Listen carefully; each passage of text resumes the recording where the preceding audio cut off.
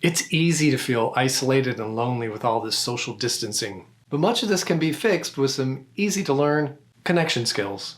This week on the Blue Ball Report.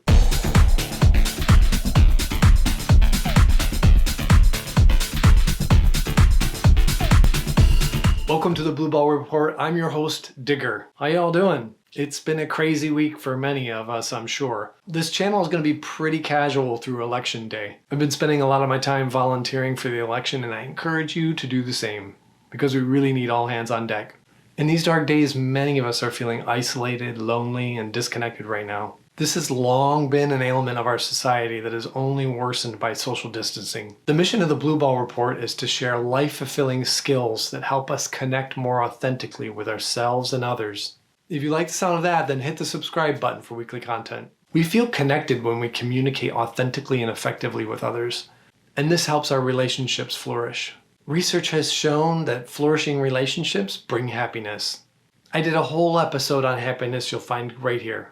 Effective communication is essential to fulfilling, lasting relationships, and it's also great for your career. It can resolve conflicts, often with parties becoming even closer by what the experience has taught them.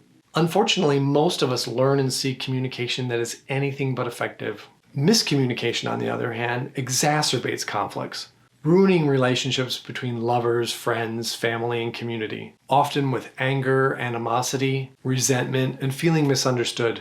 All of this leads to loneliness. Effective communication can foster connection and prevent loneliness. But miscommunication goes even further. It keeps the left divided and fighting over word choice, instead of being curious and clarifying what we really mean. It keeps us arguing amongst ourselves rather than uniting and fighting the powers that are oppressing us. It's an age-old tactic called divide and conquer. It's been around forever and it still works, and unfortunately most people don't know about it. Many of us take the ability to communicate for granted. We learn how to read and write in childhood, right? That's all there is to it. I wish it were that easy. Let's take a step back. What is communication? I would define communication as the sharing of ideas and information. My goal of communicating to you right now is to take the thoughts and ideas that are in my head and pipe them over to you so that when you hear them, they reconstruct the same thoughts and ideas in your head that are in my head, accurately. The tools I'm using to do that include the very imperfect tools of our language we call words. If I have the image of a certain skyscraper in my mind, and I want to tell you about it, I pick the best words I can so that when you hear them, hopefully you build the same skyscraper or image of it or thought of it in your head as it is in my head. Some of us are really good at choosing the right words because we have a lot of education, or we've practiced a lot, or we just have the knack. But many of us are not. Likewise, some of us are really good at hearing words and interpreting them correctly, while others are not, especially after a few drinks. Regardless, all of us are going to make mistakes and choose the wrong words sometimes. I wish all people remembered that words are just tools, strung in a row as a signpost to represent something far more bigger and complex, a thought, an idea, and to transfer that from one mind to another. To illustrate, when I say elephant, what pops into your head? Probably the image of a big four-legged pachyderm with a big long tensile nose. It may be a different size or a different age than an elephant in my head, but it's still probably the same animal. But what about if I say the word God? What comes up in your mind? There are some Christians who might respond, well, it's a human-like deity, probably male, long beard, omnipotent, created everything, and will judge you and determine the fate of your eternity depending on what you did here on earth. What if a pagan hears that word? Then an entirely different idea might come into their mind. They might think of the whole universe. It's not human-like. It didn't create everything, but it is everything. It doesn't know everything, and it's not going to judge you afterwards. These two ideas are so vastly different, and there's probably as many definitions for God as there are people. It makes me think the word God isn't very useful for conveying what you mean by the word God, unless of course you're discussing what do you mean by the word God. The point of all this banter is that the same word can have vastly different meanings to different people. And it gets even worse when you start stringing them together, because they're not just words anymore, they're phrases and sentences.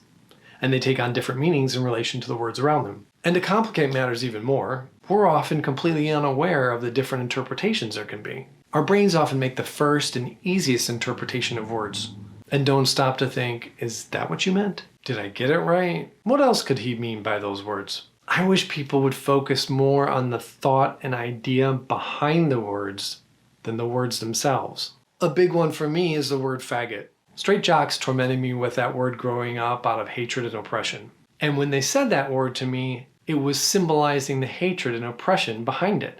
However, nowadays I have a good straight male friend who jokingly uses that term with me, but the same thoughts and ideas are not behind it. So the word doesn't have the same power because that word is just a signpost, but it means different things coming from different people in different situations. I'm focusing on digging to what is the thought and idea behind the words rather than the word itself. Now, on the other hand, I also understand that some of us sometimes have been traumatized by certain words. So experiencing those words again can be re-triggering of those traumas, and I want to validate that. Most people crave to be in the presence of others, and such conversations are called verbal, oral, face-to-face communication. And while words are a primary tool, we're often unaware of the non-verbal communication cues, such as body language and facial expressions or gestures that clarify meaning beyond the words. These cues are often picked up and interpreted by the unconscious, and we're often not consciously aware of them. These nonverbal cues can be lost when we're on the phone and can't see each other's faces, but there's still a lot of communication beyond the words that happens. We can detect the emotional power behind the words when they're spoken, such as happiness, sadness, anger. There are other clarifying indicators like pace, volume, tone of voice, grunts, throat sounds,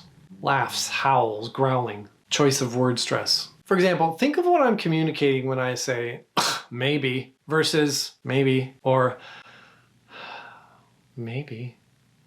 Big difference, right? Now, if you back that up and listen to it even without looking at my face, you can still tell a lot by the way I spoke it. We're usually unaware of how much communication is happening at these levels. Plus, when we're having a conversation and a back and forth exchange at the same time, like a phone call or a video conversation, we have the ability to check in and see. Does that make sense? Do you understand? But even without these questions, we cue off their reactions without even thinking about it. Like when you hear or other sounds. Even silence might be an indicator that they don't understand what you're saying. And on the other side, we can ask questions to clarify.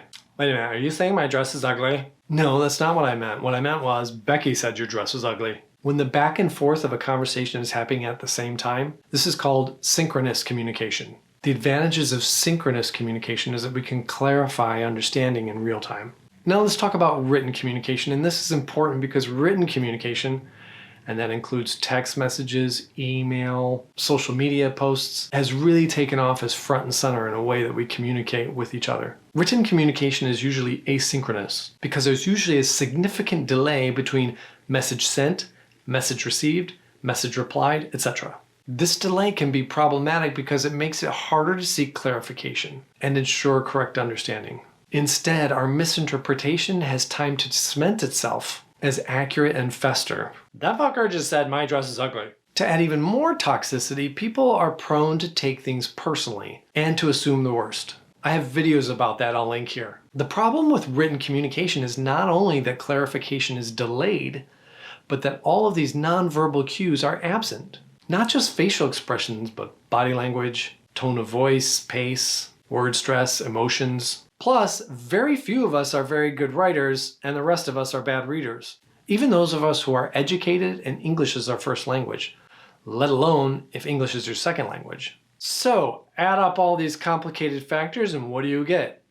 Miscommunication. Misunderstandings that lead to toxic communication, anger, animosity, and breakups. This is why social media posts so often devolve into a toxic yelling into the void, almost always fomenting way more anger than understanding. And sadly, far too many of us are blind to the dangerous landmines of written, asynchronous communication that has come to dominate our socializing and our interactions. The moral of the story is written communication is problematic and prone to miscommunication and flare-ups, leaving us more misunderstood, isolated, and lonely. And the sad truth is that the powers that be want to see us fighting amongst ourselves, so we don't unite against the real enemy. What is my advice? I'll tell you, but first, if you like the sound of laughing and learning from more love and fulfilling relationships in life, then hit the subscribe button for weekly content. So, what do I advise? I'd say, first of all, be aware and be alert to the pitfalls of asynchronous written communication and tell others. Maybe even share this video with them to let them know. Second, use FaceTime or phone calls instead, especially when a conversation gets emotional. Some things that can be resolved with a 5-minute phone call can instead be destroyed by written communication. I would also say avoid sarcasm in written communication. It can almost never be read accurately by strangers, and it can often be misread by friends. Be careful with joking, as only a friend may realize that you're joking. And use the J/K, even if you think it's obvious. Also, if someone you know writes something that sounds incendiary, try to think of other possibilities behind the words. Give them the benefit of the doubt, and get them on the phone and ask for clarification. Remember, most of us are bad at reading, and most of us are bad at writing. Get on the phone. I'd also say, before you decide to banish someone and excommunicate someone, get on the phone with them and have a conversation. If you see a toxic conversation on social media, just don't take part. And if you do, then just add the comment, I'd be happy to resolve this over the phone or FaceTime, but I won't join in here because written communication is prone to miscommunication.